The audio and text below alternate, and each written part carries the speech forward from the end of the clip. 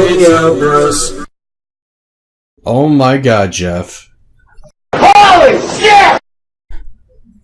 I think I might have just shit myself after seeing what I saw today. I'm gonna put in an audio file of Tourette's guy yelling "Holy shit!" at the beginning when I edit this. So today's the day after the Super Smash Bros. Ultimate Direct, which was August 8th. Today's August 9th. We're recording this. So there is a lot we need to talk about, but instead of jumbling all over the place, I actually assembled a bunch of bullet point notes like you would on a test that you're studying for in school. Last night for over an hour, like 3 a.m. and 4 a.m. I was doing this, because I rewatched the Direct like multiple times to remember everything. So first, Jeff, let's talk about the beginning of the Direct. Okay.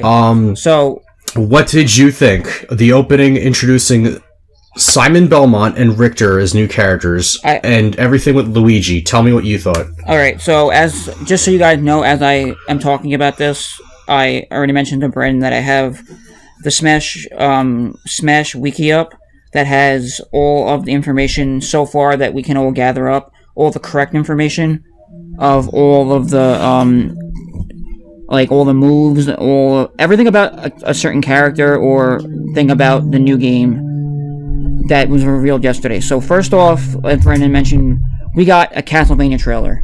Now, I am going to go and quote Rich from Review Tech USA and said, I got a nerd boner watching that. I did too, dude. That was so ridiculous. So, having Luigi explore into Dracula's castle and start trying to fight off, but failing miserably, any of the monsters, like the mummies and, like, Medusa, and then it's just like, it seems like something you'd see in Luigi's Mansion. Yes. I thought it was absolutely brilliant they segued into Castlevania and just showing off Simon and Richter with that way they did with Luigi, as if it was a Luigi's Mansion game. I'm like, you know what? No, this is the most brilliant segue you could go into showing a character reveal the way that they went about it. Wait. It was perfect exexecution. Let me ask you a question. What? Because I was confused for a second after like watching it multiple times from different people. Everyone like didn't know what this was about. Like, what was the deal with Luigi shooting plungers at people? Yeah, I don't know what that was about, actually. I was wondering that, too. I'm like, wait, sis, what does Luigi shoot toilet plungers? And then I thought about it, and I thought maybe they were referencing the latest version of the game that he's in, which would technically be the Dark Moon? Well, not Dark Moon, but the arcade game from Dave & Buster's. You played that. That'd be a weird reference. Hey, listen, it's Sakurai. He references everything. He puts references up the ass to every character that he can. He really does. That's why I love him, because he will represent a character to its fullest. He really does. And having death come out of nowhere when Luigi is already scared as enough as it is, he just freaking slices Luigi's soul out of his body. He just got sliced his soul out of his body to death. By death. And it's just like, oh my god, so you just killed Luigi. So now we lost both Mario Brothers, we've lost Mega Man, and we lost Samus due to Ridley blowing up her gunship in the trailer for Ridley. We've lost 4 characters now because of revealing 2 other characters. Technically speaking, though, it was worth it though, because we're getting cool amiibo out of it. I know, but and if you're talking about that really quick, just to jump ahead, but we're gonna talk about it more in depth at the end of this discussion. Technically speaking, King Dedede got killed also. Oh yeah, he kind of did. We don't know that because he was on the island when it exploded. But we'll talk about that later. But he's a dick, though. You know, I'll tell you guys why afterward. But we'll talk about that later, though. Right now, we're talking about Richter Belmont, Simon Belmont, Dracula. All right, everything going on. All right, I'm gonna talk. How dark was that with the way that whole thing went down with Death actually killing Luigi? You know something though? Were you expecting that? No, but you know something though? If Konami allows it, or if Nintendo can make the Grim Reaper, because death is his own thing. Death is death in Castlevania. But if if Nintendo can make a Grim Reaper type character, not to the same extent of what they pulled off in this trailer, but if they could make a Grim Reaper character, I would love to see a Luigi's Mansion 3 have the Grim Reaper just kill Luigi and Luigi exploring the mansion throughout his spirit. Oh man, now I'm sad because that's probably not going to happen. I don't know, maybe it could. You know what? I don't expect them to do that. You know what I was thinking also? If you take all the cutscenes of how beautifully crafted they were as of what we saw yesterday and with Ridley so far, I want a movie out of this. Oh, me too. But then again, I feel like Sakurai would, not know what to do with it. The same reason why he didn't know what to do 100% with Subspace Emissary. Yeah, but you know what I also love is there's 34 tracks from Castlevania alone. Plus, if you count the remix we're getting of Vampire Killer, I'm looking forward to listening to that. By the way, that's 35 tracks from Castlevania alone. No, that's in there. It's 34. But you know what's actually pretty insane about that? Well, counting the remix, that's 35. Well, no, because that was included in the list. Well, that's what I heard Game Explain say. They said counting that, it's 35. But whatever. Okay. But you know what? So you know what though? What actually blows my mind? What? When we got Cloud, we only got 2 tracks. Yeah. But then when we got Simon Belmont and Richter, we got 34 tracks right off the gate. And Bloody Tears is in there. I'm like, oh, that's one of the most iconic video game songs in gaming history. I listened to that. Bloody Tears, how would you not put that in there? I'm so glad they put that in there, once I saw that trailer, I was like, I gotta go on Makes sense. I gotta go on the Smash website, I gotta listen to this. And you know something? Literally, it's Bloody Tears mixed with Monster Dance, and if you guys don't know what that is, if you played Simon's Quest, it's literally Bloody Tears in the day version of the theme song, and Monster Dance in the night version. It literally plays in the exact same track, meaning... And that's brilliant. I love that. I'm predicting this right now, because we don't know 100% of what Dracula's Castle is to its 100%, full... what it is fully, but what I do know is that one, Dracula shows up, and random enemies show up. So we got Medusa, we got the mummies, we got Frankenstein, and I can't remember. We got some random mystery character boss that does not show its face in the game, but it's in the trailer as a shadow. We don't know what that is yet. And there's also what's their face? Carmelia how do you say it? Carmela, yeah. What is she exactly? Or what is it that? Because I've never played whatever game she's from in the Castlevania series. I don't remember either, honestly, because it's been a while since I've played every single Castlevania game, but I've played most of them.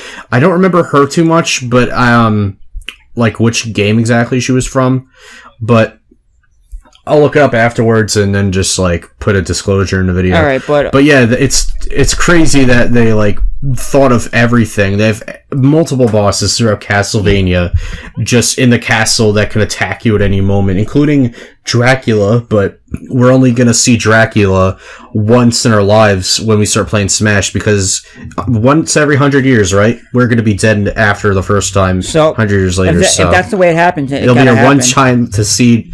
It'll be our one chance to ever see Dracula in the Smash Brothers game. Then we'll be dead after that years later. What I was gonna say before though was what I'm thinking about Bloody Tears and Monster Dance. I'm predicting that if because it could happen, because the same thing happened with Ryu, where we got Suzaku's castle, but when the timer ends at 30 seconds or whatever, then the song started going a lot faster to know that you have. The match is ending. I'm predicting that Bloody Tears is going to be the exact same thing, but in the sense of there's going to be a day and night cycle on that stage, and then when the day version comes, you'll hear Bloody Tears, and then it's going to turn to night, and then you'll hear Monster Dance. Oh man, I would love that. So you know what we next need to talk about on my next bullet point we have.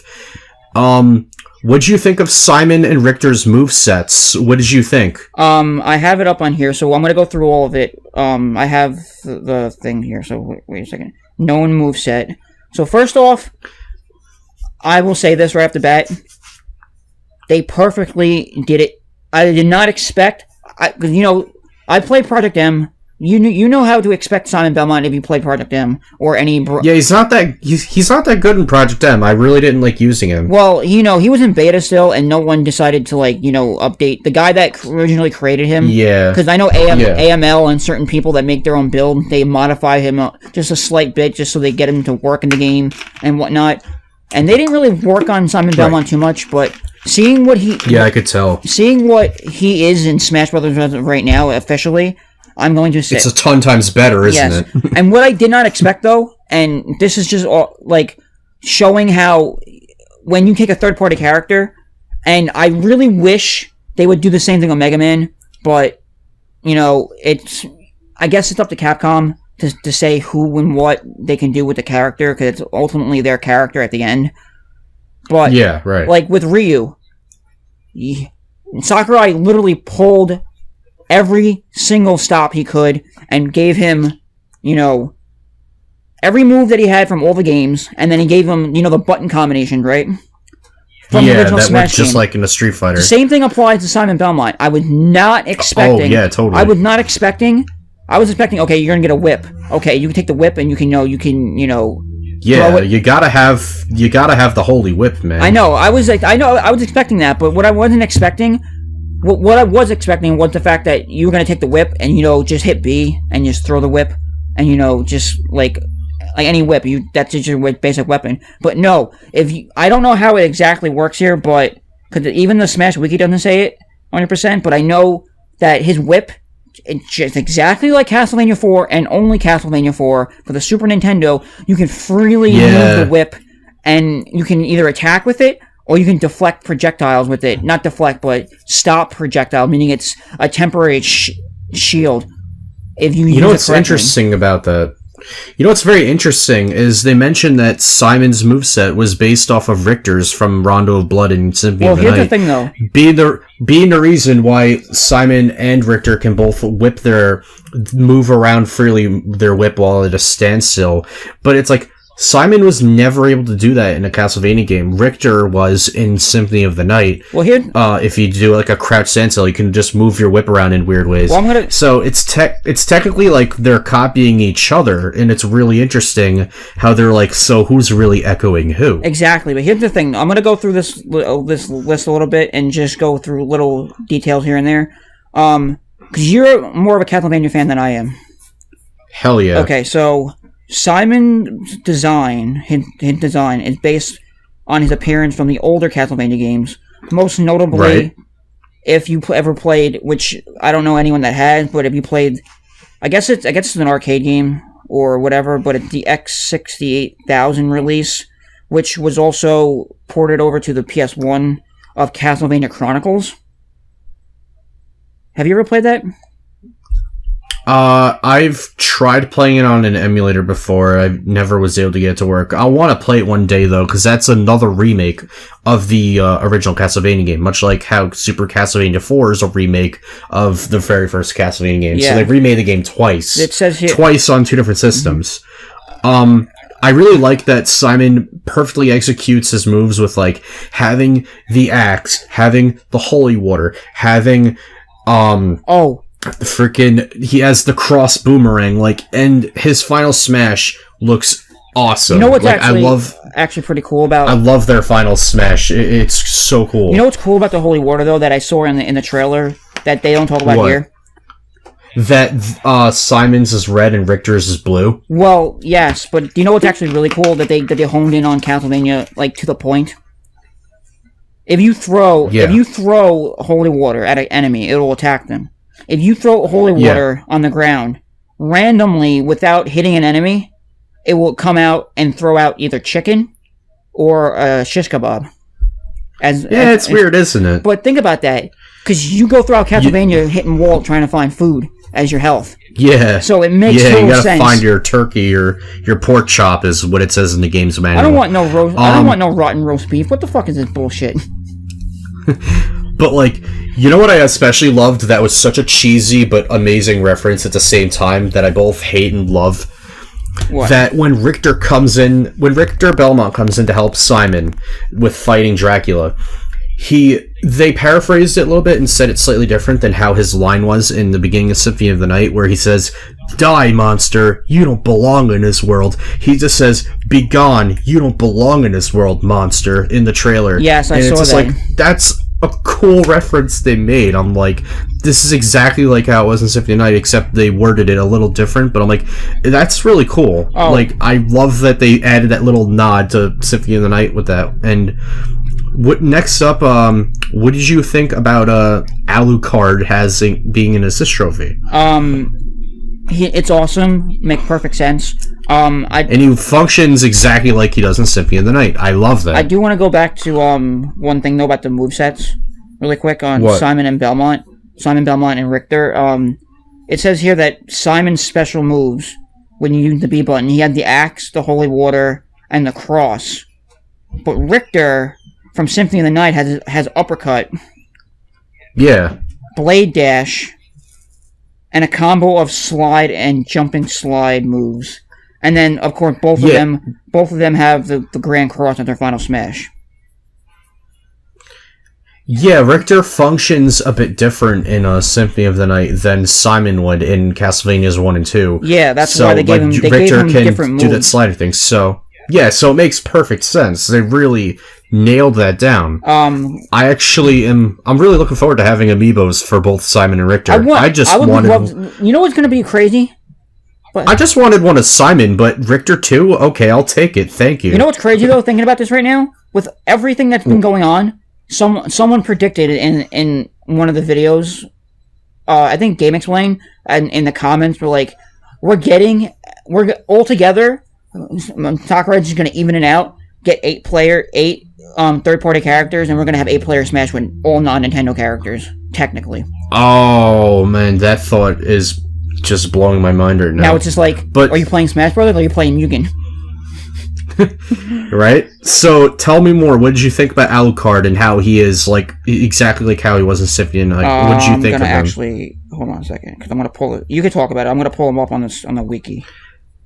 And I love how they even say flat out that Alucard's, like other assist trophy characters, he's harder to kill and get off screen, so it's like, you know what? That makes sense. Alucard's a badass character. Okay, it says... They should make him harder to defeat. Okay, here's what it says here, because it has a very brief description and not much to go by. Alucard appears in an assist trophy using his sword, his Chris Egrim, whatever that is. Chrysogrim, yeah. Chrysogrim, transforming into a bat and avoiding attacks by transforming into mist. According to Sakurai, he is one of the harder assist trophies to KO, or one of the hardest, if not the hardest. And I believe that. That makes total sense. Now, what I think though is, it's cool that he's there, and also people were saying that Game Explain also said that Alucard functions exactly like if you took you couldn't make him any more than what he was in the way he plays in Castlevania. In Symphony of the Night. Symphony of the Night. Yeah, no, they executed him perfectly. Like, it was really perfect the way they executed it was literally like all this content from Castlevania. Yeah, literally like Sakurai just like, well, here's the design for Alucard, how I want him to look. Now let's just rip him off directly from Symphony of the Night. Like, literally take him out and put him in the Smash Brothers. That's it. I think it's very interesting that this is the first time we're ever seeing this much content on a Nintendo console from Castlevania. No, but you know what's even crazier, though? Like, as far as Symphony of the Night goes, that's never happened. Yes, but you know what's crazy, though? What? We got Snake, Bomberman, yeah, Richter, Simon, Alucard, and Dracula, and Dracula's Castle. Konami and bringing many other to the fucking monsters. Konami and bringing it into the scene. And I don't know what's going on in their head right now. I don't know if they're trying to... I don't know. I don't even know if it's just like, oh, well, Sakurai paid us a lot of money, we can do this. Or, we want to gain our trust back and put our stuff out there now. But you know something? I don't buy that, because the last thing we got was a pachinko machine from Castlevania, and now we're getting this. I know. And we're getting that probably will be pretty damn good, but executed poorly. New Castlevania game on an iPhone. So I don't know if they're trying to promote that or they're trying to do something else. I don't know, but I don't know, but I agree with Alpha Mega Sin's tweet, his reaction to this. He said this. He said that Konami having Castlevania characters in Smash Brothers is the smartest thing, and the one cool thing that they've done in years, though in such a long time. This is like the coolest thing they've done in years. Yeah, but see, it makes sense though. Like, I'm gonna keep going back to the same point, but Sakurai. But yeah, we'll be here all day if we do. No, I know, but Sakurai loves to to put history into his games. And with Smash Brothers, it's all about nostalgia. It's not even nostalgia; it's literally preserving history as a gaming. I know. And Smash Brothers is the only game that brings so many elements together, because even like with Smash 4, you had Rayman, which had no business being there in this history because it was just there. But it shows the history of where gaming has started from and where it is now, and it's just.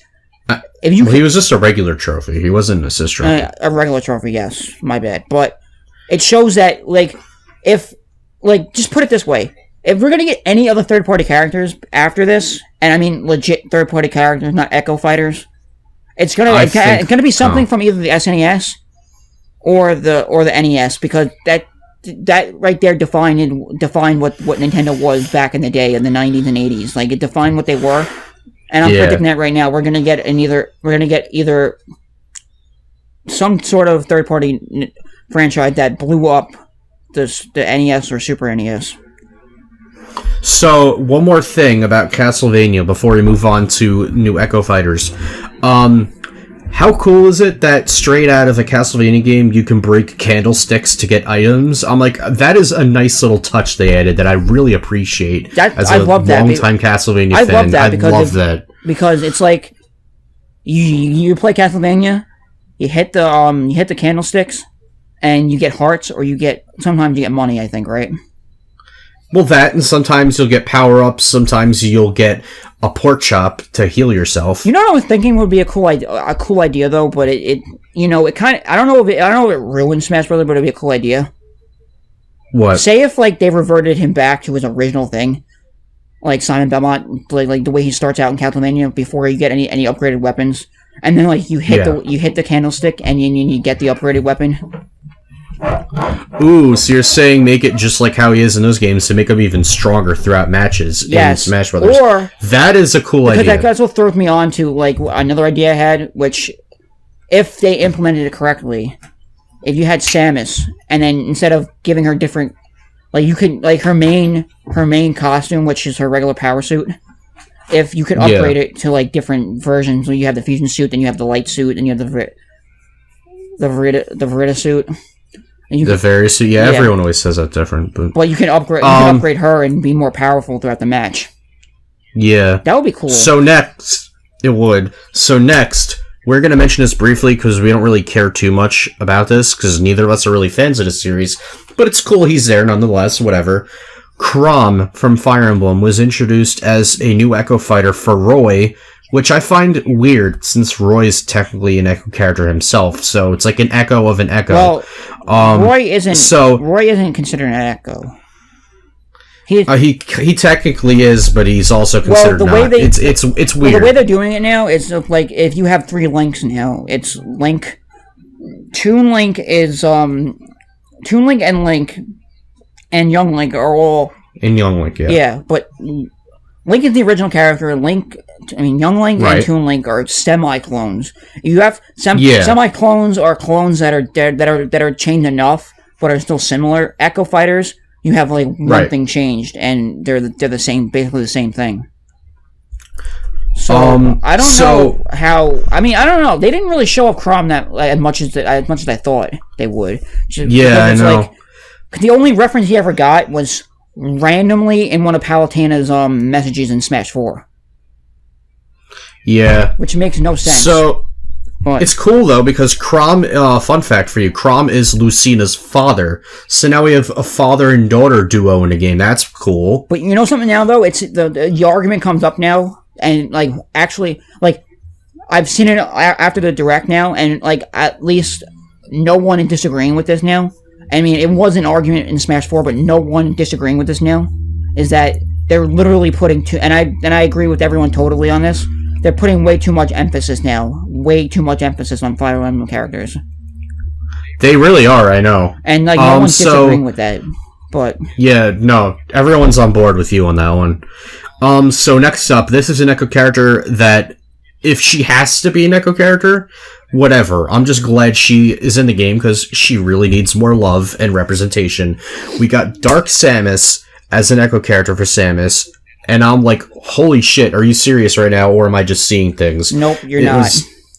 I was trying not to squeal while I'm at work listening to this and watching at the same time while working. I'm like, holy shit, you put in another iconic villain, at least iconic to me. I know others really wanted her, but I'm like, you gave us Ridley, now you give us Dark Samus. It's like, for so long it was just Samus, and then a different version of Samus started in Brawl. Now we're getting more representation for Metroid, and I love that so much. I'm calling it. I'm calling it right now. And I'm just like, I love how she has... Did you look closely, like, at her standstill, and you see her creepy, like, pointy fingers just moving around slowly? Yeah. I love, like, so much detail they put into her. It's like, to make her look as menacing and just creepy looking as possible. Well, I'm like, I love that they're finally putting in a character I've wanted for years. And you know what's funny? She's one of the few characters I got my wish on of my chosen 7 from when they uncovered hidden slots that the day didn't announce yet. And I'm glad. I'm glad I was right on that one. I mean, it makes total sense, but as I mentioned to Brandon, though, and I do agree with what you mean, though. I get what you're saying. Like, I looked it up on the Smash Wiki. Like, other characters, other Echo Fighters have been developed more. Dark Samus was literally the cheapest shot you can make into an Echo Fighter, because it's literally, you reskin her, which is basically as whatever all Echo Fighters are technically, but you reskin Dark Samus, right. You reskin Samus, gave her the Dark Samus costume, and then you literally decided, oh, we're gonna give you one new animation. They literally put in more effort to Richter, because since technically Richter definitely, yeah. Well, I mean, technically, Richter is the Echo Fighter. If you go on the Smash website, he is the Echo Fighter. But because we don't know who's echoing who exactly, but they put more effort into Lucina. They put more effort into Richter and Simon. They put more effort into Well, Simon's not an Echo Fighter. I know, but you technically, as we're saying, who's I see what you mean. Who's echoing right, who, yeah. But technically, they put more effort. If you want to talk just about Richter, then they put more effort into Richter than they did for Dark Samus. Literally, you put more effort into a third party character than your own franchise that you own. That does bug me a tiny bit, but I'm like, at the same time, I'd rather her be there with some similarities or a good amount to the main character than her not be there at all. Well, plus, we do need more villains and we need more female characters. Yeah, she's both of those. I'm just happy she's there. I know, maybe what, nothing's finalized. They could, who knows? They could do something different from her between now and the time until the game goes out. Since they're still tweaking things. Yes. So hey, maybe they'll make her a bit more different and show it to us in another direct. Maybe months down the line. Who knows? Unless but I do see where you're coming from though on that one. At least because you know what's actually funny about this though. Remember when like back like a couple months ago or like half a year ago they were talking. There was like leaks and rumors around that Bandai Namco was working on Metroid Prime 4. Yes. Just think about this for a second. Because they're working on Smash right now. What if Dark Samus is in Metroid Prime 4 now for some reason? Because the amiibo's there already. Because once you confirm a character, the amiibo's there, and I bet your ass. That's true. I bet your ass that the amiibo is gonna have some functionality, even if they do the route. That's true. Even if they do the route with like Samus Return, and they give us a cheap shot amiibo functionality, like most amiibos are nowadays, where you just get like one weapon or whatever.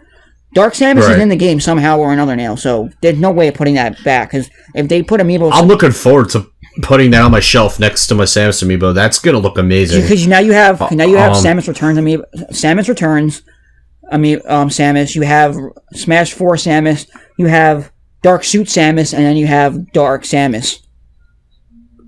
Yeah. Well, also I have the Metroid amiibo, so that'll make like. You got me a Phazon custom made amiibo, Phazon, that's what it was. So technically, this will be like my, I think, 6th Metroid amiibo. So yeah, next, we're gonna be talking about, this is kind of a pointless and useless thing, but it is a cool little feature that you can tell Sakurai's like, yeah, this is something Sakurai would do, is giving you the choice to display your Echo Fighters normally how you would next to their counterparts, or just stack them together in the same character slot. It's like, and just switch between them with the press of a button. I don't really care for that, but it is a cool thing they put in, and I'm like, yeah, it's kind of useless, but it's cool though. You know what makes it? It does make sense though. It makes more sense than you think when you stack them together, because even. I'm not saying it doesn't make sense. I'm just saying I don't really care to do that. No, I know, but even there's certain things though, like I don't know if Sakurai is like I know he doesn't care about mods and stuff that you can do for the game, but when people were developing like mods for Project M, and they wanted to put Smash 4 characters into Project M, like full Smash 4 characters, there was only one mod at the time when I first started for Lucina, and it was literally it was a one slot character mod for Marth, but you can choose between Lucina and Marth on one slot though. Yeah. So I don't know if he's like paying attention to these things and being like, well, here's what the modders are doing, here's what the fans want, let's just put them together and make the game and put a twist on it with Sakurai's magic. I know, it's a little weird, isn't it? Because I feel like these like Sakurai. It's especially weird because of how there's characters that were in Project M that were never in Smash, and it's like now they're making their way into Smash. Yeah. Who next? Are we going to get Metal Sonic as a character? Please. More about that later. Though. That's kind of different, though. I think it's more or less because it's a free game. It's a mod that people are doing. I think once you get into official territory, you have to get licenses and everything. It's a hard thing to do. But yeah. So what are we going next topic? Stages and music, or what is it? Before the music, no, this is first. They showed us a few returning stages, which is Pokemon Stadium, Garden of Hope, Brinstar Depths, Summit, Unova Pokemon League, Magic Cant. I'm excited to see that back. Gamer, Final Destination, of course. Those all look amazing. They showed us little glimpses of them. Technically speaking, for a few seconds each. Because that's not. I don't think that's the full stage list yet, because there. Oh no! Those are just a few they showed off that they haven't confirmed yet. I mean, there's on the website they said that if you take out Battlefield, Big Battlefield, and Final Destination, you have 100 stages, which are all in the game and all on the website right now. But then multiply that by 3 for the 3 different versions of each stage. That makes 300 stages. But if you count those 3 other stages that we said you exclude, that makes 309 stages. What do you make? No, what do you? But where do you get 309 from? Because if you do count Big Battlefield, and Final Destination, and you count the 3 different versions you can play of every single stage, that's 309 stages. No, they don't have their own. They don't have those things because they're separate. Well, that's what they said, so I'm just going by what they said. No, I mean, New Donk City Hall. I'm finally glad they actually revealed that and showed it to us. We heard about it from a leak, granted, but it's nice to see that they actually focused a bit on that and showed us how that stage is going to work. And I love that they have Pauline and the other band members just floating around on platforms, playing their instruments and singing Jump Up Superstar in the background. I'm like, that's a nice touch. You know what's awesome about that, though? That's going to be a stage I'm going to probably be playing a lot. Just letting you know. You know what's awesome about that, though? What? That if your character jumps in front or next to either one of the band members or Pauline, they start playing they start playing and singing. Yeah, I like that. It's pretty cool. So they also showed us a few stages they're rebalancing and enhancing graphics of, and they look beautiful. Fountain of Dreams, Saffron City, Hyrule Castle, Dreamland, and Congo Jungle. They kept them nostalgic looking for nostalgic's sake, but make them look new enough, much like Smash Bros. Did with the stages or DLC stages. But they look amazing. I'm looking forward to seeing all those stages back. That's going to be cool. You know what's weird, though? What? Is because even though we got HD versions of... Because all the Smash 4 stages are coming back. Yeah. To the DLC, which we got we got Dreamland on Smash 4, and we got Hyrule Castle, and we got Peach's Castle 64. Peach's Castle 64 was not shown in any form yet on here, on the website or in the Direct. But what's weird, though, is that even though those stages got HD remakes, technically it's not in the vein of what Project M did, because they did an overhaul on the stage, which is the same stage with just actual HD graphics. Hyrule Castle was one of the ones that actually got like the full HD thing going on, and in terms of official Smash 4 stages. But then, if you look at Saffron City had just increased resolution. It's not even like an HD thing. It's had this exact same N64 graphics to it.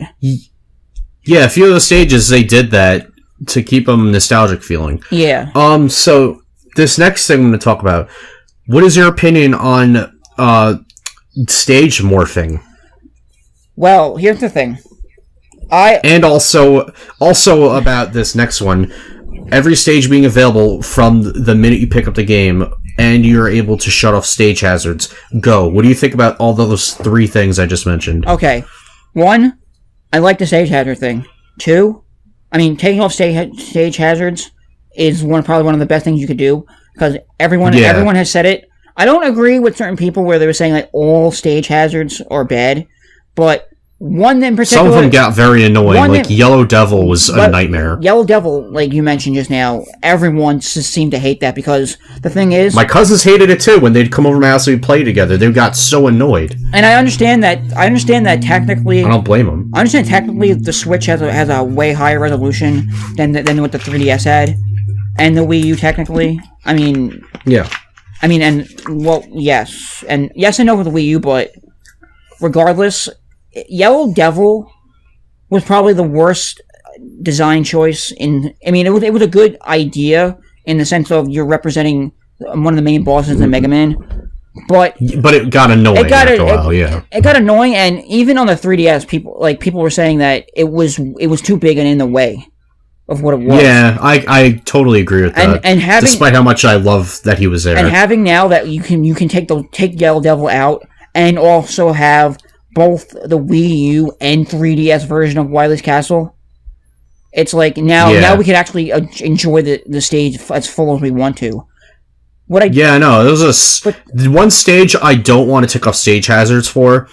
I'm sure I will eventually after a while. Is definitely going to be Dracula's Castle. Well, we don't know exactly yet, though, if Alucard technically stage hazard, but we don't know in the capacity of which he shows up or how he shows up. So it may... No, Alucard's an assist trophy. Dracula is a stage hazard. Yeah, Dracula. What I'm saying is, though, I don't know... if it's not like a thing where he... Because technically, stage hazard, where you can take off, like, Yellow Devil, are characters that are there that you can attack and then join you to help you. Yeah. So we don't know exactly how Dracula's going to work yet. If he's one of those, or he's just like the monsters in Dracula Castle that just show up randomly. We don't know yet. But so, what did you think? What do you think about every stage being available right from the start? That I love, because it's like, because one thing that did bug me off about Smash 4, and it's still to this day, that I haven't gotten every stage yet. I never unlocked Pac-Land because I hated Smash Tour so much. I recently got Pac-Land after getting the game and having it for like 3 years. So, see, that's my thing. Smash Tour was terrible. I hated it. Yeah. It was a worse version of Mario Party. And I remember you debating me on that, but I'm like, dude, no, I don't have the patience for this. I'm not going to unlock this one level. I just don't like that mode that much. Smash Run was a better mode in the 3DS version. I do have a question for you. What? If we can take off stage hazards, right? Yes. And assuming that 99% or 99% of all stages are coming back from all the games, right?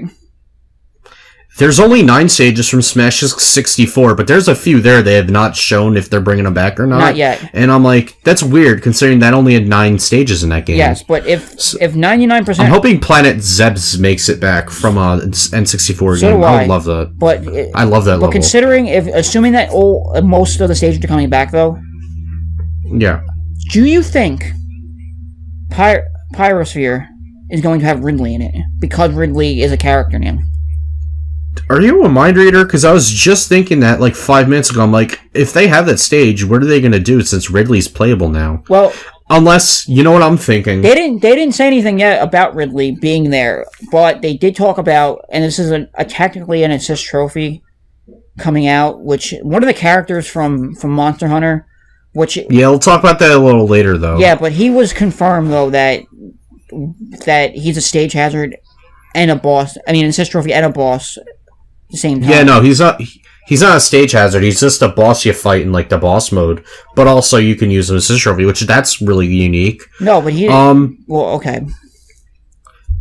So this next one, what do you think about this? 900 music tracks, and that's including compositions and remixes and everything. And there's even more coming with the weekly updates. And being able to bring your Switch with you on the go and have it in sleep mode and just continuing listening to your music. Technically like your MP3 player or your phone or whatever you use to listen to music on. I'm going to be using my walks I go on for my exercise once this game comes out and just lug my Switch around in my pocket or something while I'm on my walks. Just listen to Smash music all the whole time on my walk. Here's the thing though. I'm looking forward to that. Here's the thing. I love it. That's an endless supply of just nerdy music. I love it. I love it. But here's the thing though. They did not specify how many we're getting right off the bat, and how many we're gonna have to unlock, and how many they're keeping away, and that is a good point. So it's like, the thing is, I like the feature, but if you're gonna require us to have all that music, if you're gonna put all that music into it, and you're working your ass off to make all this music, and now you want us to go and play your game and enjoy all this music, do you think that people in this generation?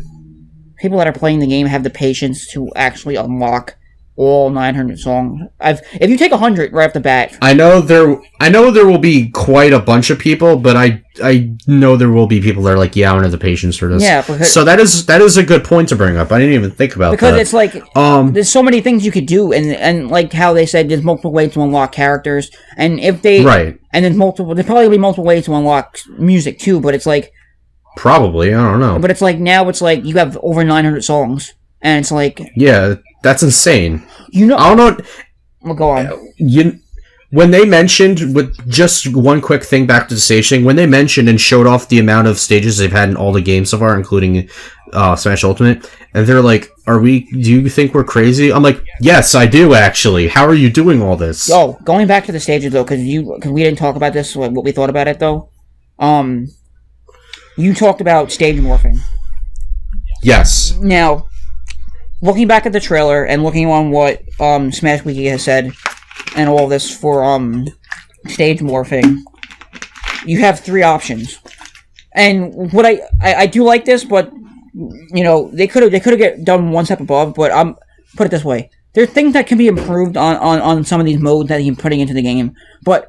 Of course. What we're getting as of right now, I love it. I'll take it. I'm not gonna have Sakurai work. I'm not complaining right now. I don't want Sakurai to be like, well, now we have to make after this game is completely done and we get all the DLC characters. I don't want to make Smash 6 and be like, I'm dead after this.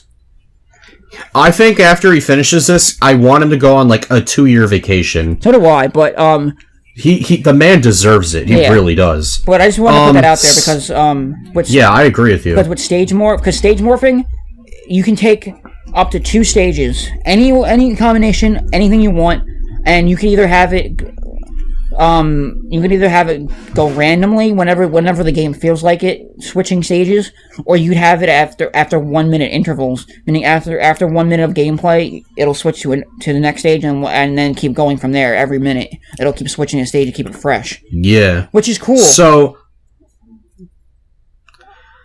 creating your own music playlists and arranging them for whatever times you want to do throughout the day, like work, bedtime, like morning, whatever.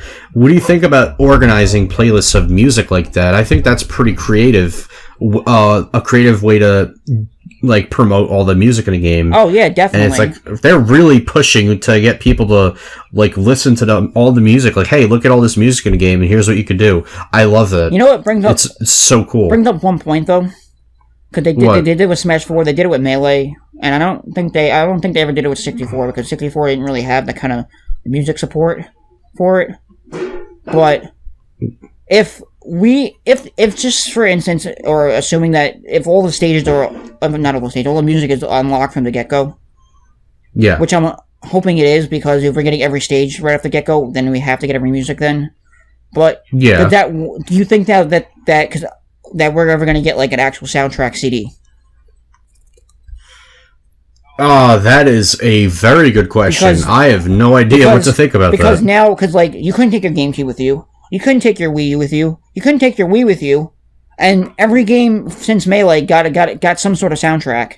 Except for Brawl. I don't remember that having a soundtrack. But regardless, I got the one that came out for Smash 4. For 3DS. For 3DS and Wii U. And that was pretty awesome. And it came with 2 CDs. But thinking because Game is Playing Dead, it would be awesome to have a whole complete soundtrack of it on CD. But then what is that, 900 songs? And considering what the Wii U gave us, each disc only had 35 songs on it, or 36, one or the other. Oh man, that's a lot of discs. That's like either that, or I don't even think they could produce that and make the money off of it, because they would have to charge like $100. I don't know, man. They have to charge $100 for that, and it's like, is it even worth it if you just get the game for $60 and get everything?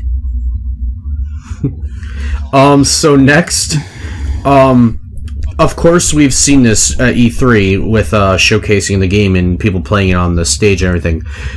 But you're able to pick your stage now, and then afterwards is when you pick your character, and what you could do is use that to your advantage to figure out which character works best for what stage, and be like, okay, maybe I should play as Mario on this stage or that stage. Like, does this person work on this stage or no? That's a really interesting way to go about picking who you want to play more carefully now before you decide which character you want to play as. Well, you know what's actually really cool about that though? What? And even before, because they even mentioned it's a new thing now, that if before you even select your stage now, you have to pick your rules first. I was about to get to that actually. Could you pick your rules? You just jumped the banana gun on that one. So next I want to talk about the rules, which you were just going to. Creating your own set of rules and not having to change them every single time you turn the game on. I love that because it was so annoying in all the other games doing that. If I had to turn a game on and it's like, okay, time matches are a default. Like, no, I prefer to play with stock lives. Well, guess what? It's like, that was so annoying. Now you can save it that way and not have to change it every time you turn on the game. So that's perfect. That I really appreciate that. I appreciate and stamina.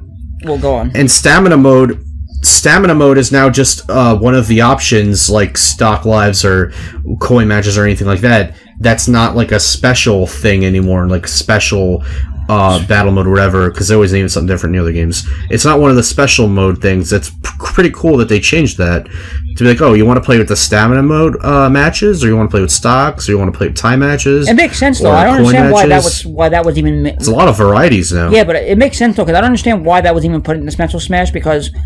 I don't either. It's weird. You know what I've come to learn about Smash Ultimate now? Never doubt Father Sakurai. That, and I know that, but it seems like all the extra features that don't define, like are not like all the extra features like stamina mode, like making your rules up first, and saving them and having them stay with you, and selecting like what the fuck was it? Oh, one other thing though, but I'm not going to talk about it because you're probably going to talk about it next though. But all the things that he's adding to the game are not what defines Smash. It's what defines other fighting games. Right. It's what defines other fighting games. So this, in a sense, is converging what Smash is and making it more in line and make it say, okay, now that we have established it for 4 games straight, with 64, Melee, Brawl, and Brawl, Wii U, Smash 4. and now that we have 5 games going out there, we can now comfortably say that even though this has a huge-ass, tournament scene and whatnot, and everyone's into it, and they know it's a major fighting game, we can now officially say that this is the fighting game that everyone wants. Because they're taking... Oh, absolutely. They're appealing to everybody with this game. Because now it's like you're taking features from other games, just minor features, though, and they're putting it together and being like, this is what we needed all along, this is what a fighting game truly is, and this is what is making Smash a fighting game. Like, Stamina Mode is already a thing in other fighting games. They just named it differently because... other fighting games, you just lose your health instead of gaining health. So Stamina Mode is what fighting games are now, and now it's standard. And now going to probably what you're going to say next, and which is really cool. Go on. Just to add on top what you're saying, I agree with you totally on that point. It's like, okay, there's something in this game for everybody to enjoy. If you want to play a game and control how you play matches, you can do it. If you want to, get good with a specific character and have to for tournament mode to get good as other characters, you can do it. If you want to turn off annoyances in a game such as stage hazards, you can do it. If you want to see specific, ways that you can play a stage, because of how there's more than one version of the stage, and I know Smash 4 had that too, you can do it. There's everything here. Yes. For anything anybody could want in the game. You could play it how you want. You're in total control of any way you want to play the game, and I love that. There's one thing and that I did not expect to ever happen in Smash Bros. Because they always, how they have that one feature that's similar to other games, but it changes it up and makes it what Smash is. Yes. One thing I did not expect to happen, and this is going against everything Smash related, but it just worked. It goes back to what I was saying. You're adding features that converge this game into being the ultimate fighting game that truly belongs with other fighting games now. You can officially say it, which is Brawl initiated the Final Smash.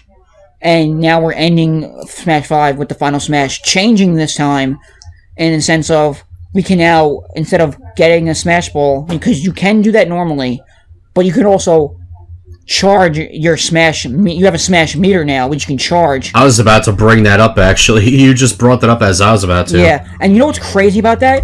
You can literally have a 4-on-4 or 8-on-8 match, or however many players you want.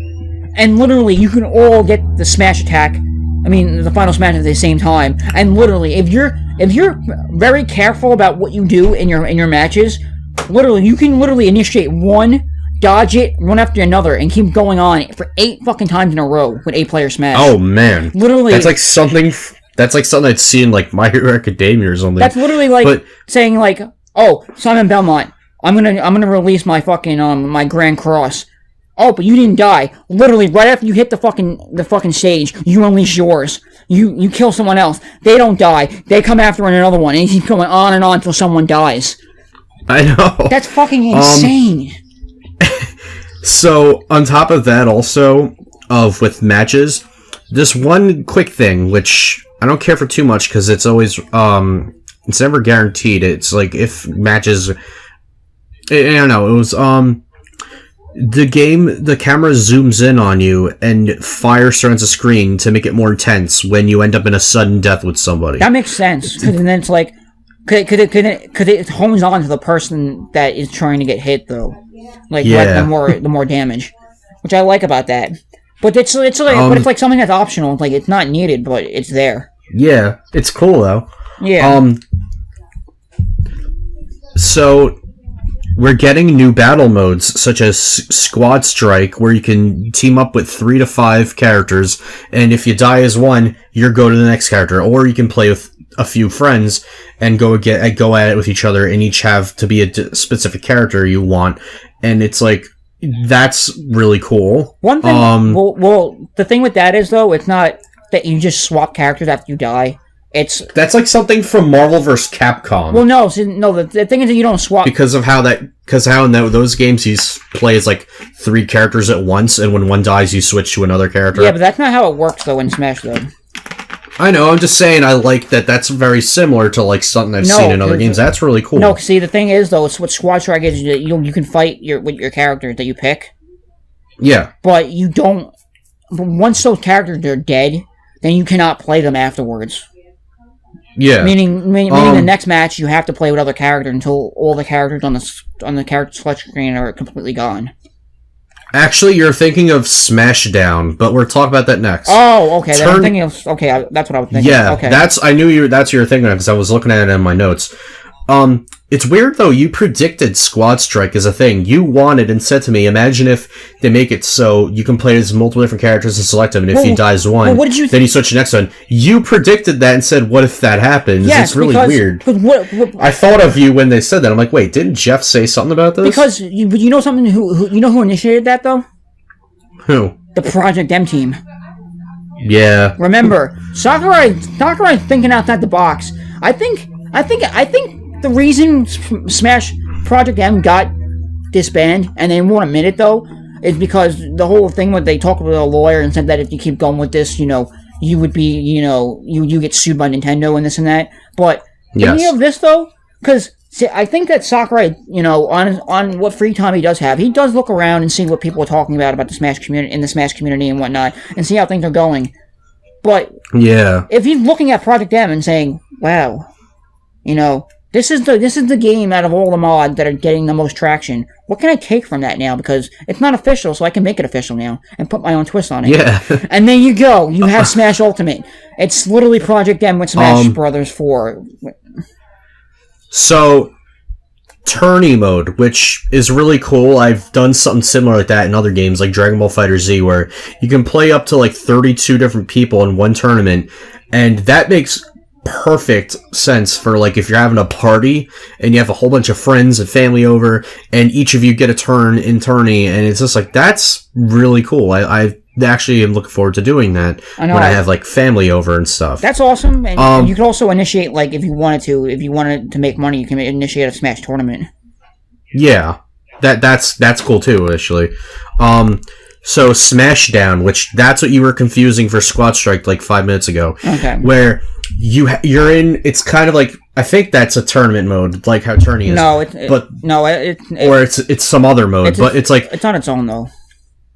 That's what I meant. It's like similar, but it's its own thing. Smashdown, you select whatever character you want, and like you do, and you would in any other match.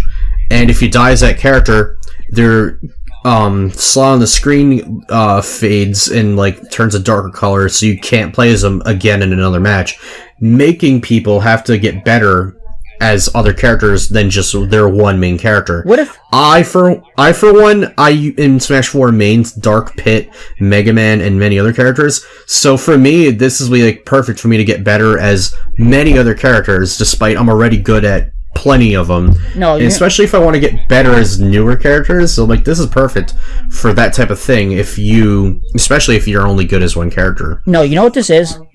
It's like forcing you to get good as many characters as you want to get good as. No, I like that mode, and I like it a lot because, like you said, it forces people to play at different characters, expand their horizons. But you know what I was just thinking now, and you know what this is? What? It's none of that. You know why? Why? It's just Sakurai saying, "Hey, I made this. Don't fuck it up. Don't waste your money on this." Like, I worked my ass off for 3 years to give you this, and all you play is Mega Man. What the fuck?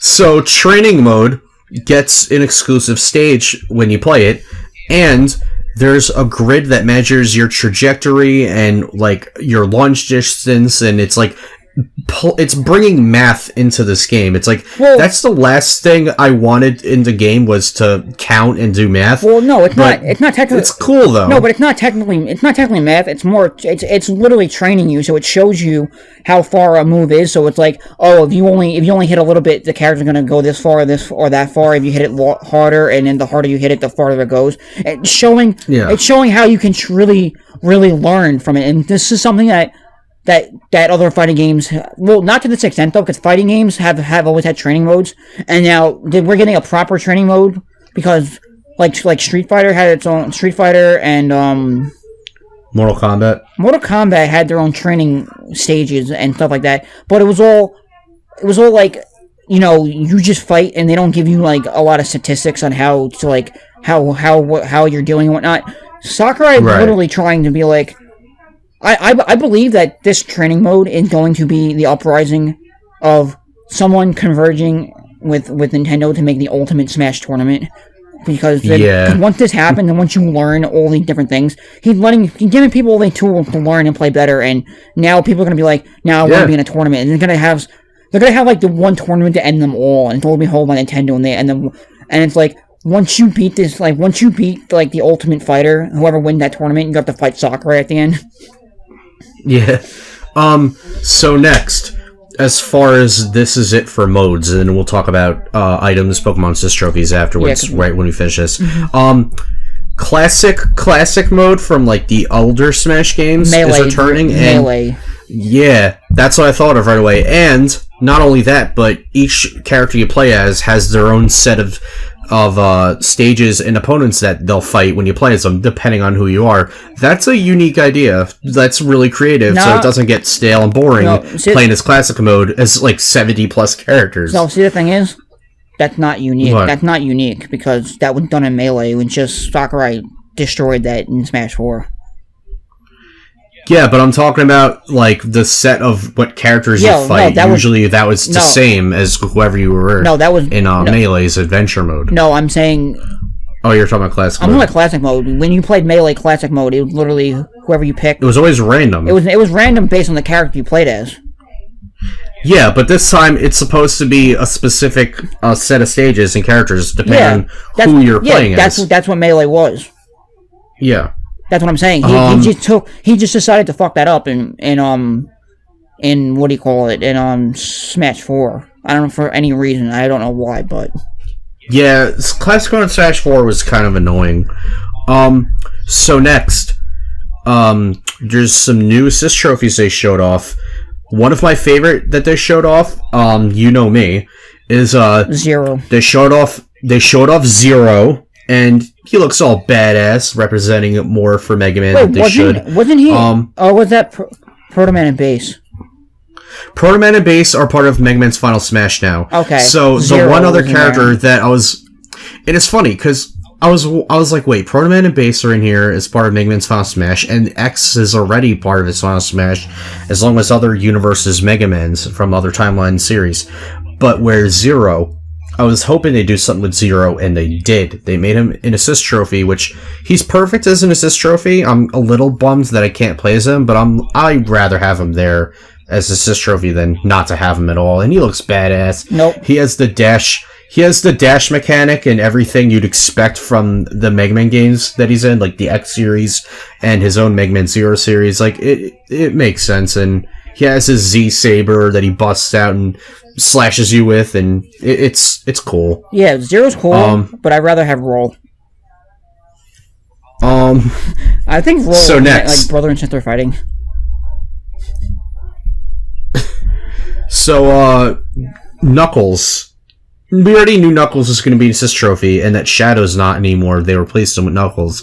We'll talk about that later, though. But Knuckles looks pretty badass. Like I feel got like his Knuckles strength and everything. Knuckles was literally what he was supposed to be in Project M before he got canceled. I know. And I'm like, yeah. Like, what is it? Like, I'm gonna go back to this. Like, is Sakurai just stealing people from fucking Project M and then not telling anyone secretly? Has them secretly be his employees for Smash Ultimate. Got him stuck in the basement of Nintendo's headquarters in Japan. Like, you're working your ass off to give us all these features. I don't care. I'm just saying that I work hard, but you're really doing all the work for me. And before I go on to the next few characters for assist trophies, one interesting thing I thought was we know Shadow's not an assist trophy. They replaced him with Knuckles, and they did the same thing to make it so Dark Samus is playable. So, what does that tell you, Jeff? Do you think Shadow's going to be a character? Because I think he will be. There's no reason they have to not put him in there since they put 2 Castlevania characters and they have Snake. And I know that's Konami and this is Sega, but I think they're going to do it. I mean, I don't see Sega having a problem. I have 2 theories to this. It's and it's going to be one or two things, and I've told this before. Just the way Sakurai loved to do history and whatnot.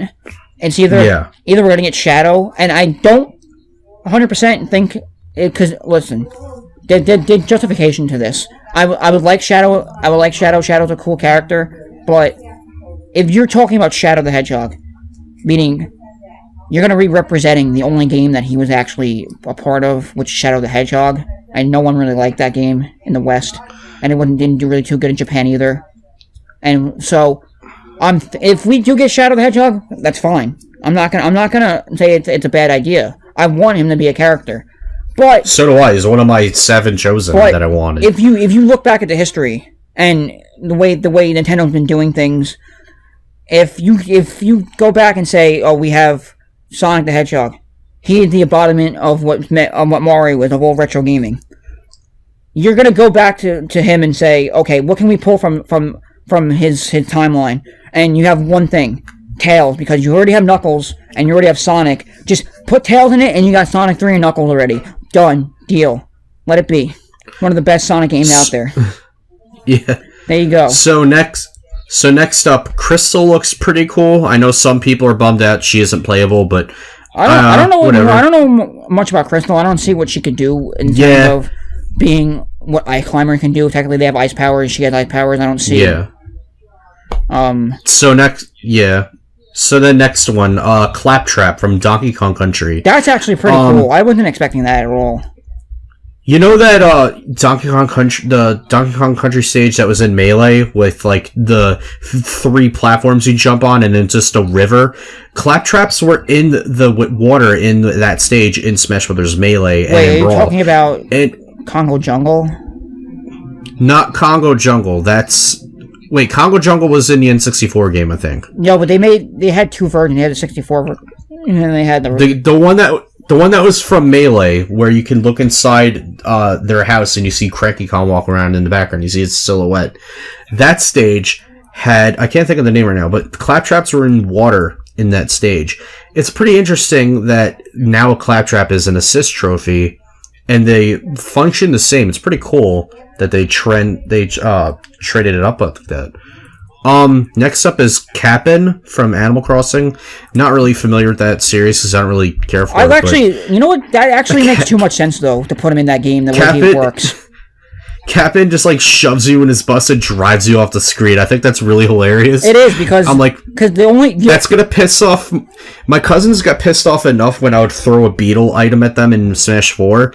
It's like, they're gonna get pissed at me if I get an assist trophy and then Cap'n goes out and drives them off screen and they can't do anything about it. That's gonna be so funny. You know what makes sense, though? Because the only representation Cap'n ever gets inside Animal Crossing is literally, he greets you in the beginning of the game.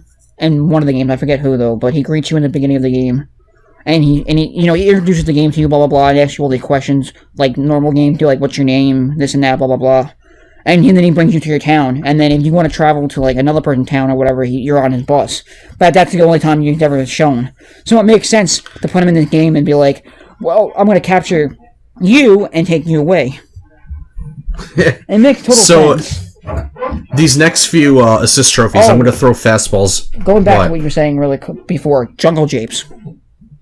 Yes. Jungle Japes with the Donkey Kong stage we were talking about. Okay, so that was it. Okay. So I'm going to throw some fastballs at you. Chef Kawasaki, Gray Fox, Nikki from Swap Note, Shovel Knight, and Moon. What do you think of those? Love them. Not expecting Nikki though from Swap Note. No, but it is really cool that they put that reference in there, and I really like that. I know. You know what's gonna be weird though? Because Sage is coming back, and it's gonna be a conflicting thing if Nikki is part of it. Like if you unlock if you summon her as an assist trophy, you're gonna have Nikki being summoned in PictoChat too. Oh, that would be weird, wouldn't it? Because like now you got the PictoChat system drawing things for you to jump on and platform and whatnot, and you have Nikki drawing more shit. So it's like, where can you go from there?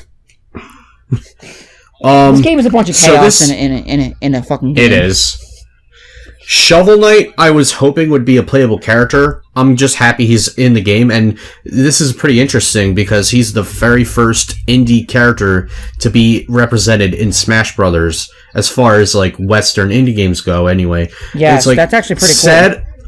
I'm sad I can't play as him because he's one of my chosen 7. I wanted to be a character, but I'm happy he's there and functions just like he does in Shovel Knight in the games in the game. And I'm like, that's so freaking cool that they actually put an indie character in a Smash game. I love that. So do I. Moon from Majora's Mask crashing into the stage and killing everybody. That's just like an ultimate KO right there. Like if you don't move away from that, if you can for any reason, if you don't move away from that, you're dead. That's just like game over. Chef Kawasaki is pretty much Kirby's Final Smash he had in Brawl, and it's like where he just has he just throws you in his cooking pot. That makes more sense for Chef Kawasaki than it did for Kirby, which I didn't like his Final Smash. It makes sense why that's pretty much Kirby's Brawl's Final Smash, considering the fact that that's how Kirby gets the cook ability is from Chef Kawasaki. Yeah, but I didn't like that Final Smash though. It didn't suit him. Yeah, no, not Really. Gray Fox. Gray Fox, badass. That's pretty much all I have to say about him.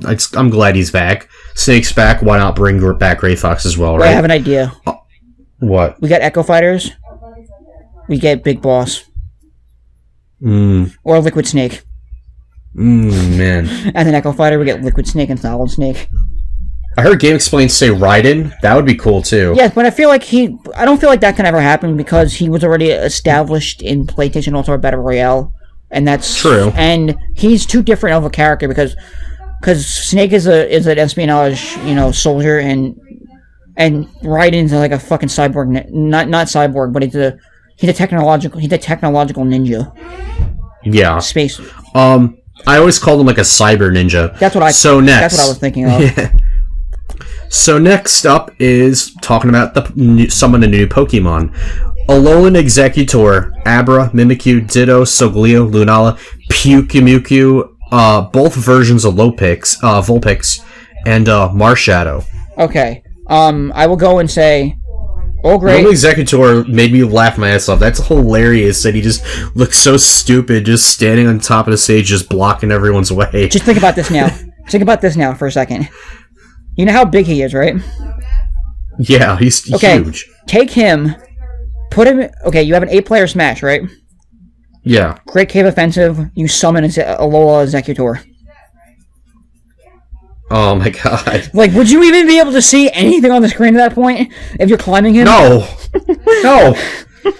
Alright, so Abra, and I love the use of him where he just teleports you all around the stage, and he can even throw you in like a black hole. I was just thinking of something like this void. I was just thinking of something though.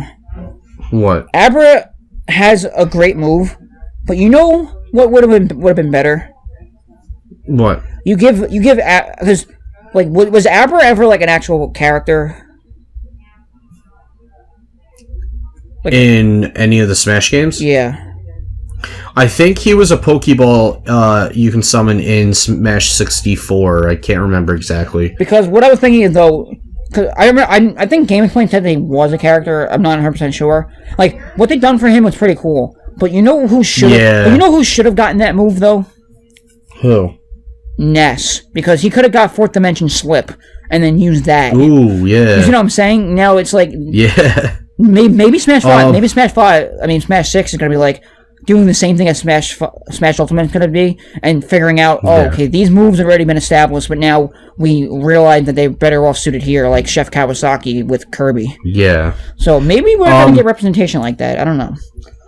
Mimikyu stuffing you under his bag, and then just, like, like just choking you and suffocating you back. I'm like, that's pretty creepy, and it makes sense. I love technically, you should have been. They're doing that. Technically, you should just be dead at that point because Mimikyu doesn't. Yeah. Mimikyu does not allow you to come back if you ever. No, he doesn't. One character I did like a lot, Ditto.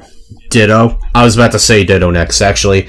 And you know what's interesting is I heard somewhere that I heard from GameXplain actually. They said that Ditto had files that were found hidden inside Smash Bros. Melee, but they never implemented him. No, because if you hacked, he was supposed to be in that game, but he wasn't. Yeah, if you hack the game though, you can get him to come up. But in certain instances, it's either either he just doesn't do anything, he's just there and he just stays there, or the game crashes when you use him. But what they were thinking of is. In Melee, they were supposed to have it either as as an actual Pokemon or as a character that you could play as, but it would switch up and clone your opponent. Yeah.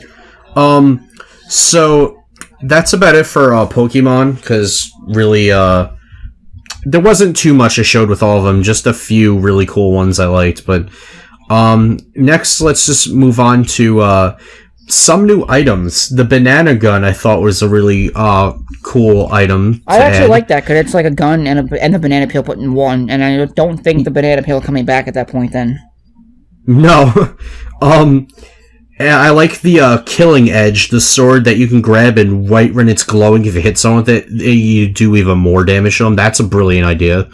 I can definitely see people spamming the hell out of that though. Yo, Death's Scythe though. Death's Scythe, badass. Finishes someone off if they have very high damage. Yeah, so that's why I'm like, you know what they should have done though? Would have been a cool feature. What? Instead of like showing the KO animation that's normally there for like any move, whatever it would be, Death's Scythe should just slice out their soul. Yeah, that would have been awesome. But I feel just like Luigi. But I just feel like now at that point, because like. Even though we're getting all these like trailers and stuff, they're showing all these like deaths and whatnot. I feel like if they don't utilize them in the game, then they're just trailers, and that's okay. But then if they put them in the game, it would be like, this has to be a rated M game now, and I don't want that to be a rated M game. Because then less people are gonna buy it for that point. The bomber from Kirby, I like that you can just pick them up and just detonate it. Yeah, that's cool. Really that's cool. The staff, which does more damage if you're further away from someone and shooting it at them. I thought that was an interesting item. The Rage. What was that thing called? The Rage? The Rage Blaster, where if you have a high amount of damage, you do more damage to an opponent when you shoot at them with it. This is gonna be insane though, because the Rage mechanic is back in Smash Ultimate now, which is the mechanic where if you the higher damage you have, the more powerful you are.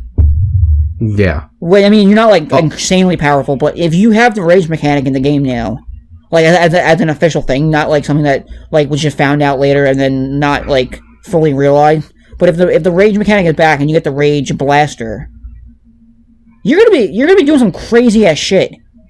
Yeah. I don't even know how that's gonna work now, because then you have like.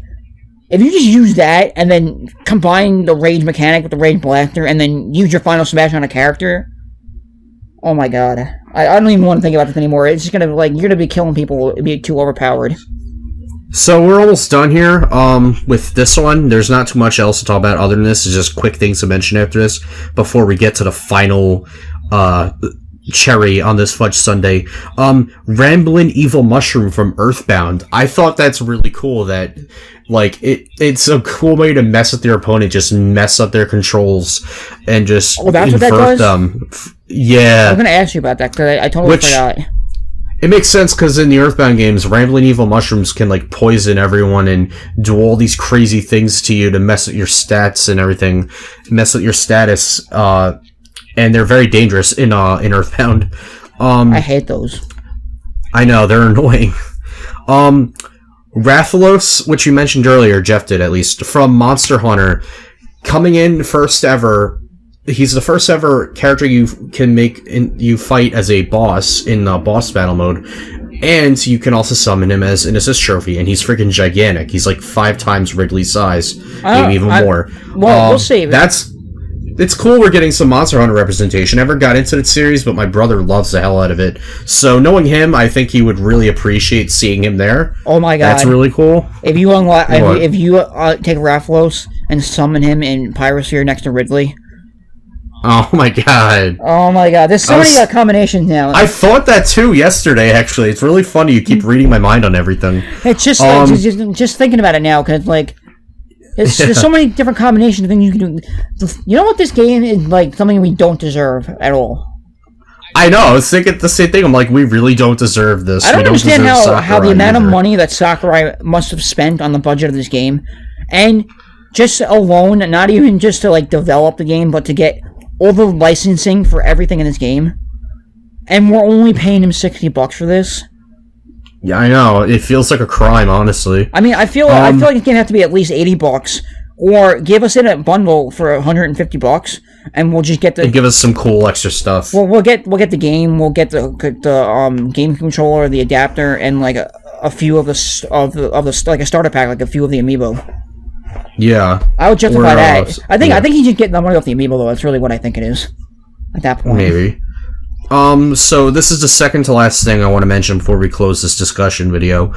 There's a hidden mode found on the main menu. They blurred out that they don't want to talk about yet, and there's a new dashboard on the side of the screen.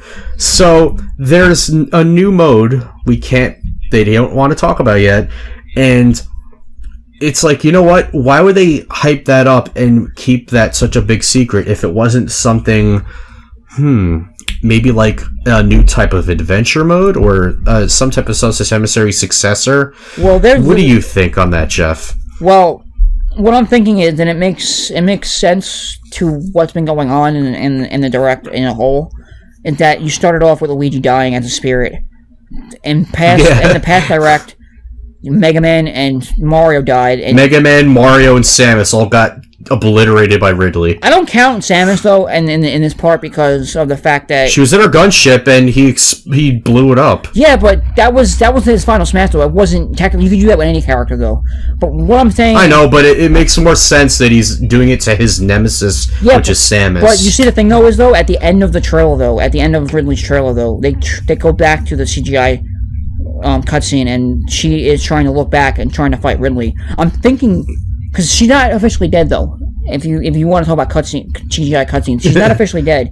So I'm thinking because Game Explain talk about this, and other people have talked about this also, is that the hidden mode, if you look at it and modify it slightly to better get make it more clearer, it's a rough translation to what it could be of it calling spirits. And what I'm thinking is maybe like it has. I mean, I don't know what it could be though, but I'm thinking it had to do at least with Luigi because Death came and took his spirit away. Yeah. Maybe, just maybe, it's kind of like adventure mode, or just for instance, maybe let's say Subspace Emissary, right? But you know how we had Taboo as like the main villain. In Subspace Emissary, maybe Death is the main villain.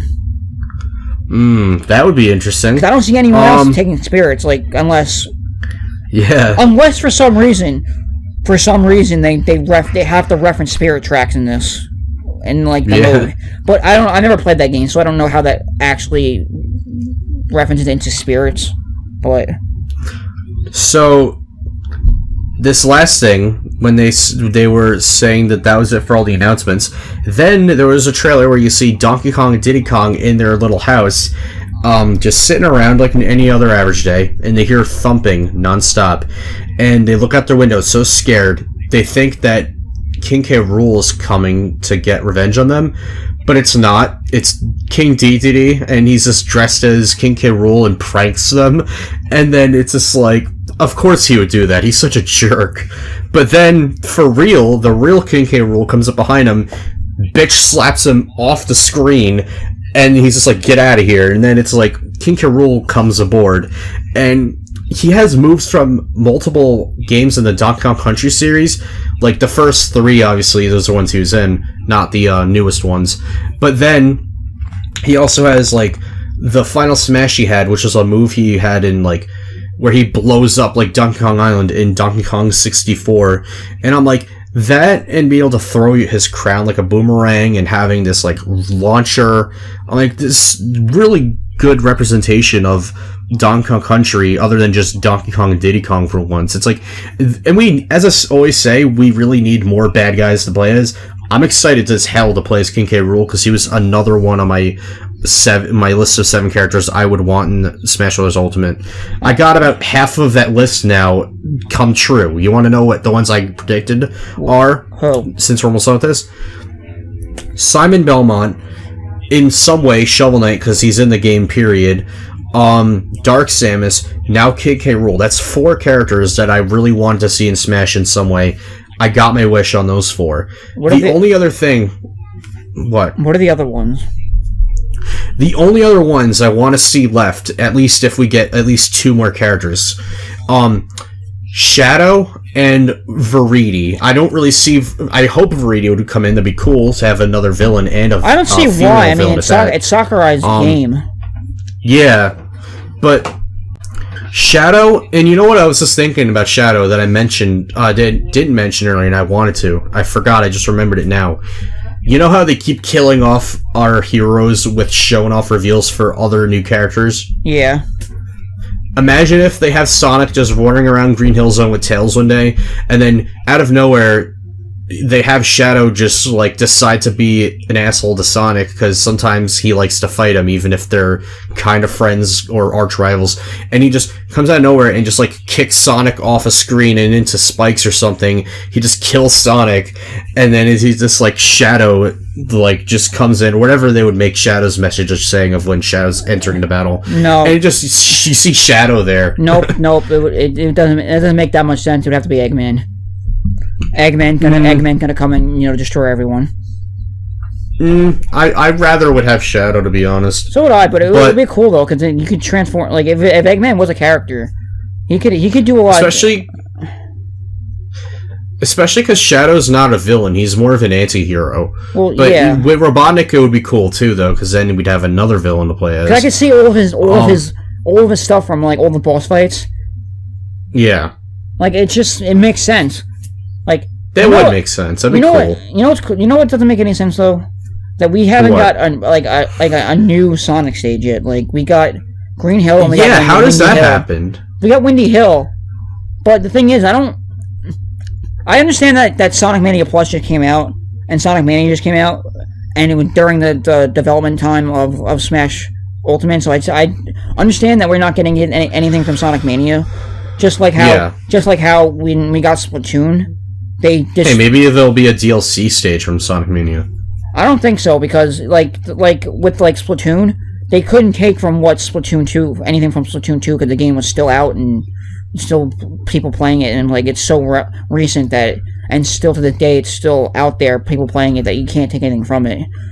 It's not like a game it's not a game that's been shut down where it's like no one like Sega doesn't care about it anymore. Like Sega cares about any game company cares about their game, but like in the sense of we're not going to support it anymore, so now we can go after it and use stuff from it. You know what I'm saying? Yeah. So one thing to mention quick is I like King K. Rool has a counterattack with his stomach that's really funny. Oh my god! Because he's as fat as Bowser is, so he's just 2 big fat bad guys. Like I'd like to see a fight with Bowser and King K. Rool. Actually, on the Smash Wiki, they say that he's bigger than Bowser. Yeah, I see. He is a little bit bigger. He's a bit taller, but also the crown helps with that too, I guess. No, but overall he's a bit bigger. Yeah. What I think is interesting is they acknowledge that Dark Samus and Chrom were highly requested characters, and they also know Shovel Knight was. Are they going off of the ballot for Smash 4 for last DLC character, which ended up being Bayonetta? Because that would make sense, especially if they do actually make Shadow a character in the game. It's okay, you definitely are just following how you see the results of how many people requested this character and that character from the Smash 4 ballot. Well, you know what? It does. If they're doing that, that makes sense, and that it's okay, we understand fans want these other characters. Well, why not we just give them to them? It does make sense though, because you know what's weird about that whole thing though? What? Is that there's an article out there, and and it talks in great detail. I forget where it was though, but it talks in great detail about how the Smash ballot.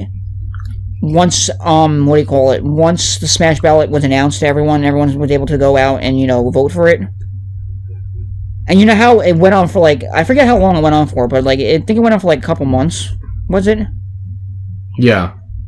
Literally without telling us though. And then they found out later after like internal digging and whatnot, the Smash ballot itself officially on Nintendo's end closed 2 weeks after it was announced.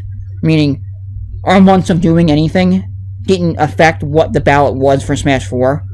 And the weird thing is too though is that Bayonetta, because right away they were saying Bayonetta was the top highly requested character out of all the regions, which I don't believe that, because of the fact that if you data mine Smash 4, there was already... My friend Jack said he didn't believe that either. He said that they lied about Bayonetta being a highly requested character. I'm like, why would they lie about that, I think they lied about it, but you don't know why.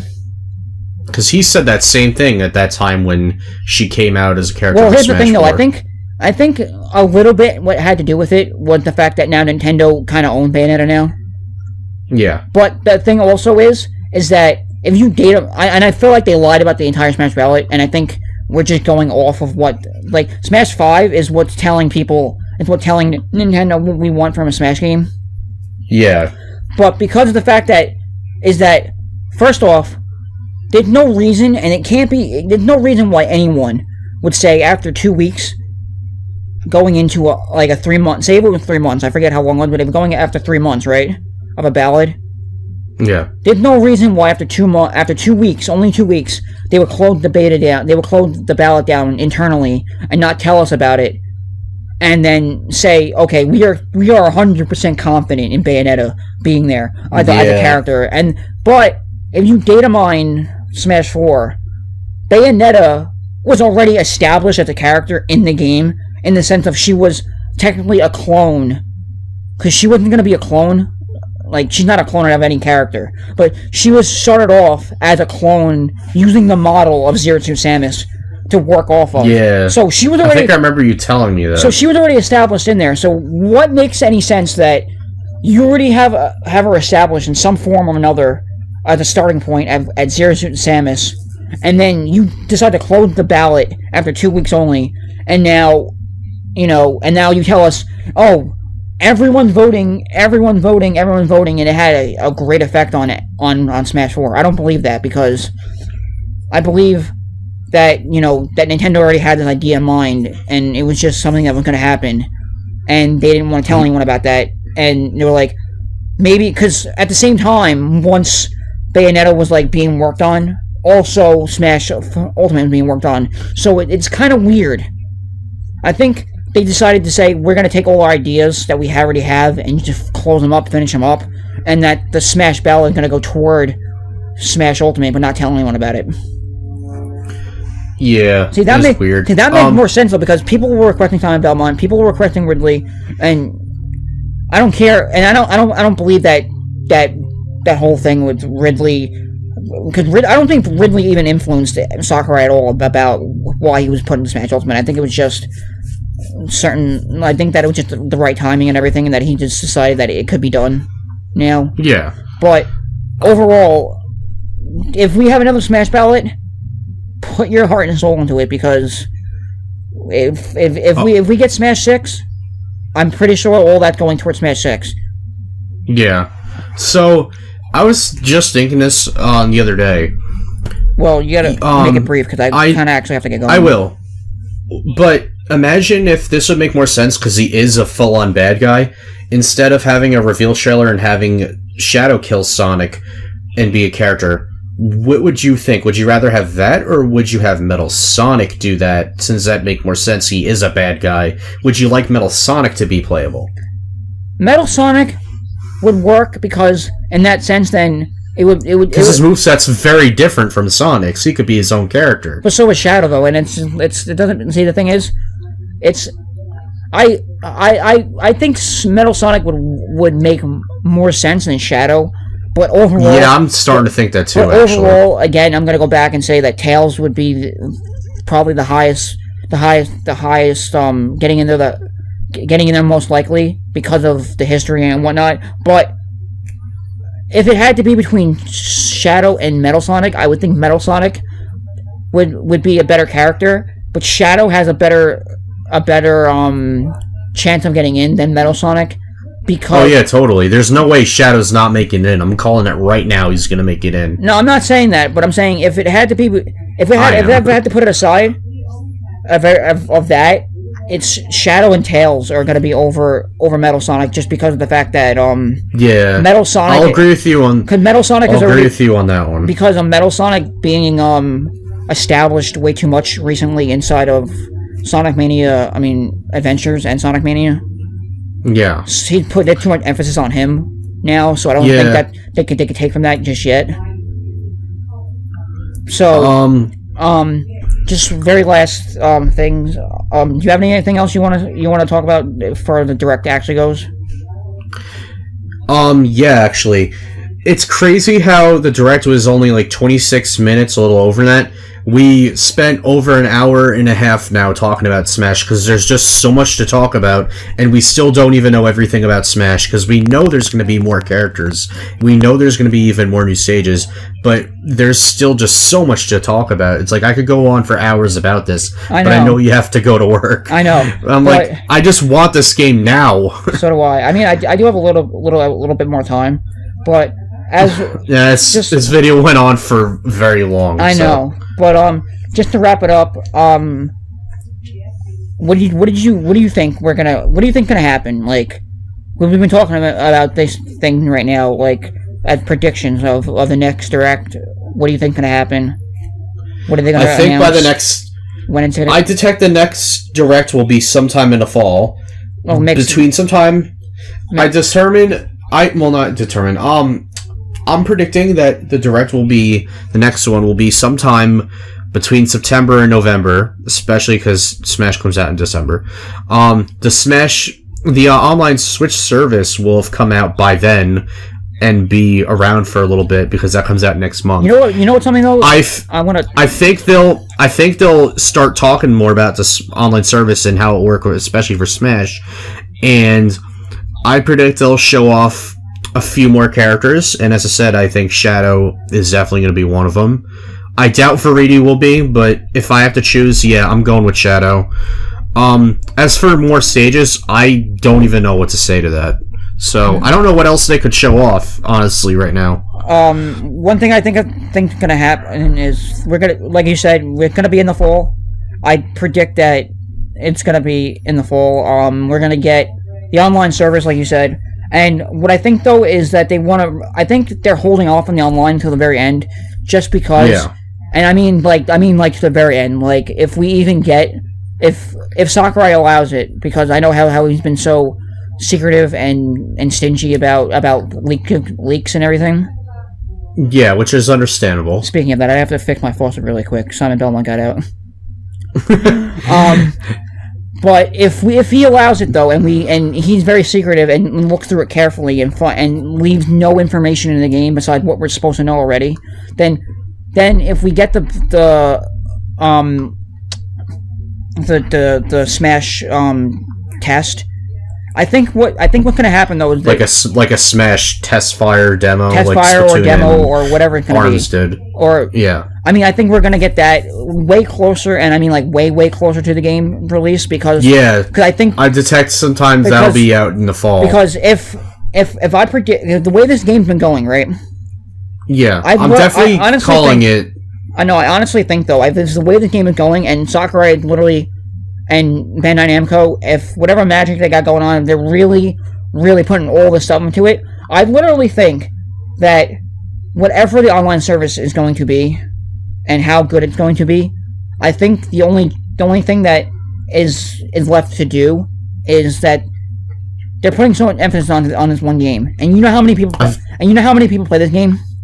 Yeah, I feel like the online service is going to get its own direct. It would just make sense. Yes, but I think that back in the headquarters of Nintendo, like they have a server out there, all dedicated to like every other game, and then there's one bigger server, one more powerful server just for Smash. because of the amount of people that like that game, the amount of people that play it, and the way the game is being the best that it can be, but better than every other Smash game before it. I just think that the online is going to be up to... I think that the only game that Nintendo can make and have the online work correctly is going to be Smash Brothers. Yeah, I think that'll happen too. I mean, just... But, and then... So... Other than that, I don't think... I mean, I don't know anything else that they could do. I mean, they're probably going to announce the story mode. So, you want to know what I really love that I ain't mentioned at the beginning? What? I love about all of the... I like about the Castlevania tracks they have, that they completely just metalize the hell out of them, make them sound really fast-paced and metal, badass sounding, fast-paced. I love that they did that with the Castlevania music. I love that. Like, that makes it even more intense when like you're playing on Dracula's castle, I can imagine. Like, imagine you have to fight Dracula in his castle on the stage. You just hear, like, this badass, fast-paced, like, metal rendition of, like, Bloody Tears playing. What the fuck's her face? It needs to be in the game now. Who? Fucking, what's her face? Medusa? No, because you said heavy metal. I was thinking of fucking, what's it called? Fucking that Batgirl. From Raw. Are you talking about Barbara? Yes. That would be cool. Bring her back as his trophy. She's the one that's playing all the Castlevania music. Done. Oh, man, that is awesome. That's a brilliant idea. All right. I really have to. Wait, well, go on. I really have to get going. One thing I just thought of. Imagine if you merge in Stage Morph Dracula's Castle with New Donk City Hall, and then if you do that, it makes a special thing where Pauline and the other members of that band just start playing like a metalized version of Jump Up Superstar. You hear like a metal version. This is what I'm thinking. I just now thought of that. No, I was thinking. You know what I'm thinking now? I can't be the only one that thought of that. Go back to stage morphing, right? Yeah. Okay, so the first time, say you pick Luigi. Okay, here's what's gonna happen. You're gonna pick Luigi's Mansion, right?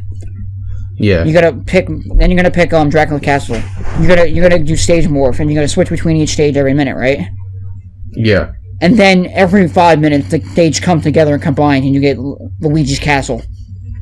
That would be cool. So, can we just make a game like that now instead of having Luigi's Mansion? On Game Explain, they said that they don't want Luigi's Mansion 3 anymore. They just want Luigi's Castle. Luigi's Castle fighting death. I heard them say that, yeah. So it's funny you said that too. I'm like, and I know you didn't even listen to that video yet. But so you didn't even listen to their video discussing Smash yet, and you just said that.